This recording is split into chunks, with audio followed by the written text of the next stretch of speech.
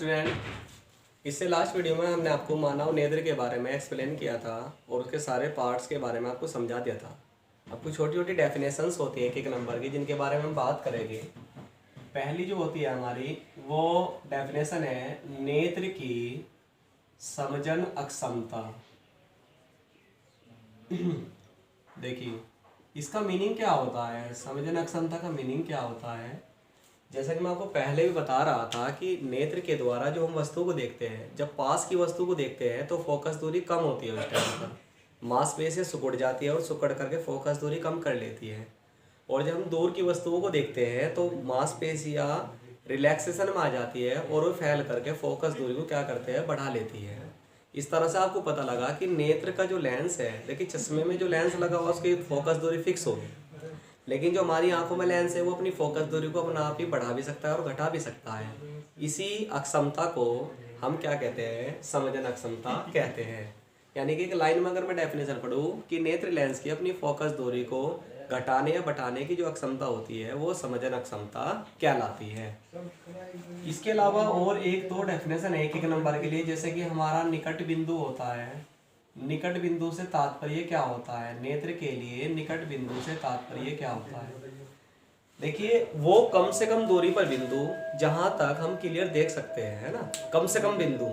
जैसे कि मान लीजिए हम 25, ये हमारे पास में एक बुक है, अब इस बुक को हमें पढ़ना है, तो मैं अगर इसे अपने पास लाता रहूँ, आप देखे ला करके, तो 25 सेंटीमीटर से अगर पास लिया है, 25 सेंटीमीटर से पास लाने पर दिखाई नहीं देने का कुछ भी, तो 25 सेंटीमीटर निकटतम दूरी पर हम देख सकते हैं और इसे हम निकट बिंदु कहते हैं। यानी कि नेत्र से जो 25 सेंटीमीटर की दूरी पर बिंदु होता है वो हमारा निकट बिंदु कहलाता है। ठीक है।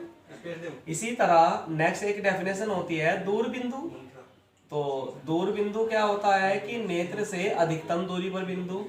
तो अधिकतम से अधिकतम हम कितने दूरी पर देख सकते हैं, ब्रह्मांड में भी देख सकते हैं। अगर वायुमंडल ना हो आकाश में तो सारे ग्रह, नक्षत्र, तारे वगैरह सब कुछ हम देख सकते हैं। तो नेत्र से अधिकतम दूरी पर, ये तो कम से कम दूरी पर था, और यह है अधिकतम दूरी पर वो बिंदु, और अधिकतम दूरी पर जो बिंदु होता है वो अनंत पर होता है, अर्थात दूर बिंदु की वैल्यू होती है अनंत। ठीक है। एक और डेफिनेशन होती है छोटी सी, स्पष्ट दृष्टि की न्यूनतम दूरी। देखिए, स्पष्ट दृष्टि की न्यूनतम दूरी।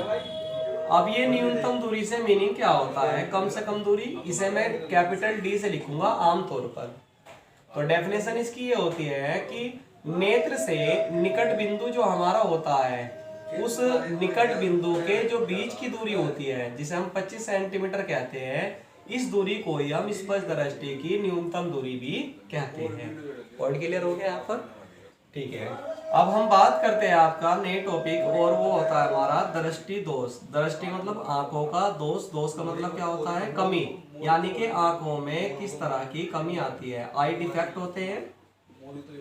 देखिए, अगर बात करते हैं हम दृष्टि दोष के बारे में, आई डिफेक्ट के बारे में, तो किस वजह से आता है वो सुन लेंगे पहले। तो कभी कभी क्या हो, मान लो आयु अधिक होगी, उम्र ज्यादा होने से, या मांसपेशियों की कमजोरी की वजह से आंखों में एक दोष आ जाता है, या तो उम्र ज्यादा होने की वजह से, या फिर ऐसा हो सकता है मांसपेशियों की कमजोरी होगी, प्रोटीन्स वगैरह की कमी होने से आंखों में कमी आ जाती है, या तो आदमी दूर का नहीं देख पाता है, या आदमी पास का नहीं देख पाता है, अर्थात कोई एक टाइप की वस्तु वो क्लियर नहीं देख पाता है। तो इस तरह से आंखों में दोष आता है। कारण होता है समजन अक्षमता का क्षीण होना।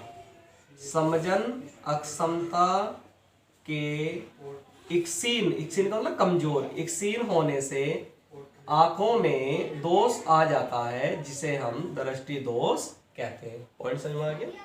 आप दृष्टि दोष जो होता है आपका, वो 2 प्रकार का होता है जनरली। प्रकार तो और भी है, 5 या 6 प्रकार है लगभग। जो मेनली वाले हैं वो आपके 2 प्रकार का होता है दृष्टि दोष। इसमें मैं पहला प्रकार का यहाँ पर आपको पढ़ा रहा हूँ। ठीक है। पहला जो प्रकार होता है इसे हम बोलते हैं निकट दृष्टि दोष। निकट दृष्टि दोष, निकट दृष्टि दोष को साइंस की लैंग्वेज में मायोपिया कहते हैं। क्या बोलते हैं इसे, मायोपिया।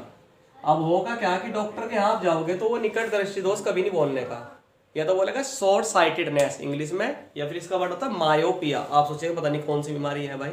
ठीक है। इनके बारे में, बीमारी के बारे में पढ़ना है, इनकी डेफिनेशन, इनके कारण और इनके निवारण। ठीक है भाई। तो पहले मैं बात करता हूं कि क्या होता है, परिभाषा क्या होती है इसकी। तो निकट दृष्टि दोष में क्या होता है कि जो निकट की वस्तुएं होती है, निकट की, वो तो क्लियर दिखाई देती है, यानी कि निकट की जो वस्तुएं होती है वो तो आपको क्लियर दिखाई देती है, और जो दूर की वस्तुएं होती है वो क्लियर दिखाई नहीं देती है, नॉट क्लियर, यानी कि साफ दिखाई नहीं देती है। अब देखिए नाम है निकट दृष्टि दोष। ऐसा लग रहा है कि निकट का दिखाई नहीं दे रहा, नहीं, जो भी दोष का नाम है वही उसे दिखाई दे रहा है, यही उसका दोष है।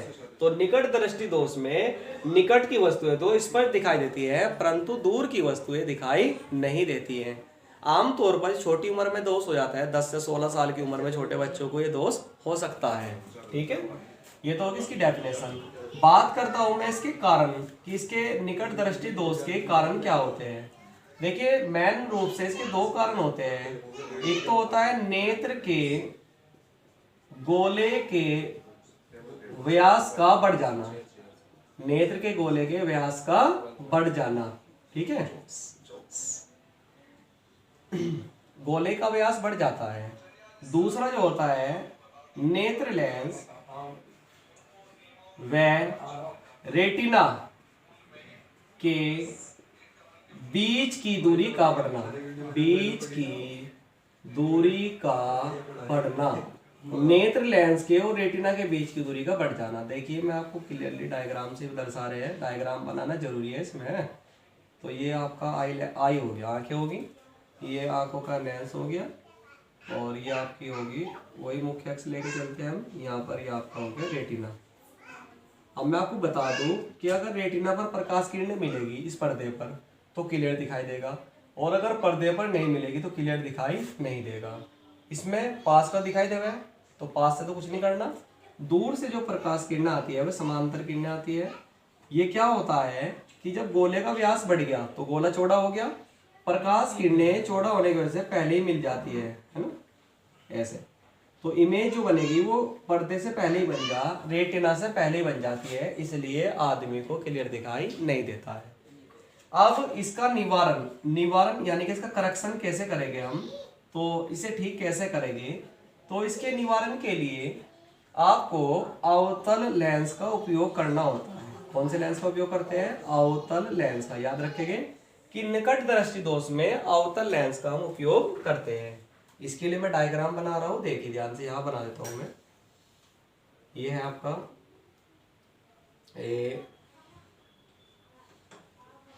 ये अंकों का लेंस, और ये देखिए दूर से किरणें आती है उससे पहले अवतल लेंस का चश्मा लगा दिया हमने, ये लगा दिया चश्मा, ठीक है। समांतर किरणें अवगलन से जो समांतर किरणें आती है, अवतल का काम होता है किरणों को बाहर की ओर फैलाने का। तो ये इसे इन्हें बाहर की ओर मोड़ेगा और ये भी इसे बाहर की ओर मोड़ देगा। जब हम इन्हें पीछे को बढ़ाओगे तो ऐसा लगेगा कि ये किरणें कहीं दूर से नहीं आ रही बल्कि पास से आ रही। निकट बिंदु एन लिखूंगा, नियरेस्ट पॉइंट, और लास्ट में जाकर सीधी रेटिना पर मिलेगी। और जब प्रकाश किरणें रेटिना पर मिलती है तो वहां पर आपकी इमेज जो होती है वो क्लियर बनती है।